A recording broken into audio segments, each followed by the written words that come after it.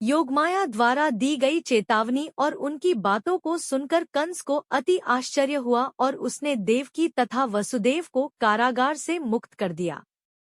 तत्पश्चात कंस ने अपने मंत्रियों को बुलाया तथा योगमाया द्वारा कही गई बातों पर मंत्रणा करने लगा। कंस के मूर्ख मंत्रियों ने कहा, पिछले 10 दिनों के भीतर उत्पन्न हुए सभी बालकों को भी मार डालना चाहिए।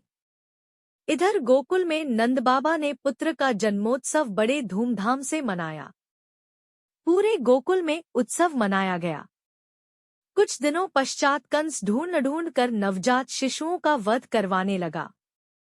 उसने पूतना नाम की एक क्रूर राक्षसी को ब्रज में भेजा। पूतना ने राक्षसी वेश तजकर अति मनोहर नारी का रूप धारण किया और आकाश मार्ग से गोकुल पहुंच गई।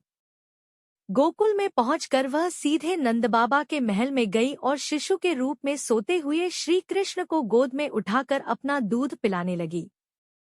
उसकी मनोहरता और सुंदरता ने यशोदा और रोहिणी को भी मोहित कर लिया, इसलिए उन्होंने बालक को उठाने और दूध पिलाने से नहीं रोका। पूतना के स्तनों में हलाहल विष लगा हुआ था।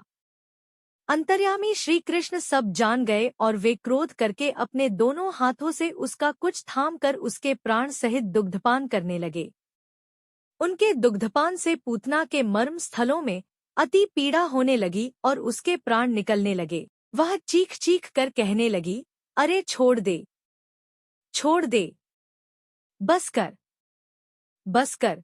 वह बार बार अपने हाथ पैर पटकने लगी और उसकी आंखें फट गईं। उसका सारा शरीर पसीने में लथपथ होकर व्याकुल हो गया। वह बड़े भयंकर स्वर में चिल्लाने लगी।